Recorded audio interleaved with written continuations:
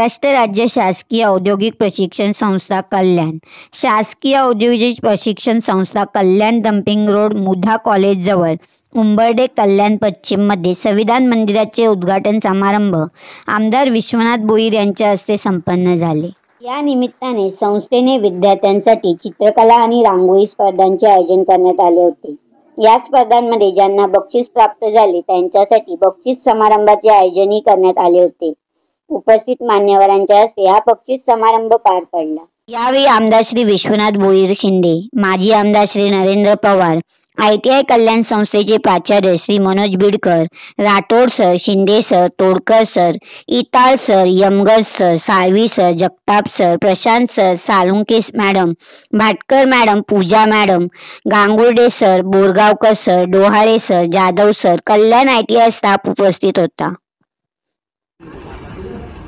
महाराष्ट्राचे आराध्य दैवत राजे शिवछत्रपती भारतीय घटनेचे शिल्पकार डॉक्टर बाबासाहेब आंबेडकर यांच्या स्मृतींना वंदन करून आज संविधान मंदिर आणि मला वाटतं 434 ठिकाणी संविधान मंदिराची स्थापना झालेली आहे। त्याचं ऑनलाईन भूमिपूजन माननीय उपराष्ट्रपती धनखड साहेब यांनी केलेले आहे। या निमित्ताने आपल्या इथे उपस्थित असलेले माजी आमदार नरेंद्रजी पवार साहेब, आपले प्राचार्य मनोजजी बिडकर सर आणि सर्व मान्यवर, सर्वांची नावं माहिती नाही, जयवंत भोईर आहेत, रोटरीचे कोणीतरी मला वाटतं योगेश कलापुरे, शेटे सर आहेत, तामाणे सर, बरेचसे नाही लोक आहेत आणि सर्व विद्यार्थी मित्रांनो, आज संविधान मंदिर सगळीकडं स्थापन झालेलं आहे, त्याचं उद्घाटन झालेलं आहे।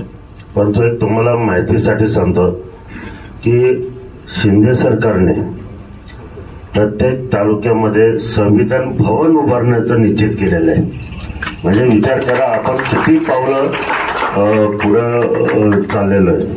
गैरसमजाला बळी न पडता आपण आपलं कर्तव्य पार पाडावं अशा उद्देशाने या उपक्रमाची सुरुवात केली आहे असं मला वाटतं। तर आम्ही ITI कल्याणमध्ये देखील एक चांगल्या प्रकारे प्रयत्न केलेला आहे की ते अतिशय आकर्षक असं संविधान मंदिर उभं केलेलं आहे आणि मला खात्री आहे की त्याचं पावित्र्य आम्ही कायम ठेवू।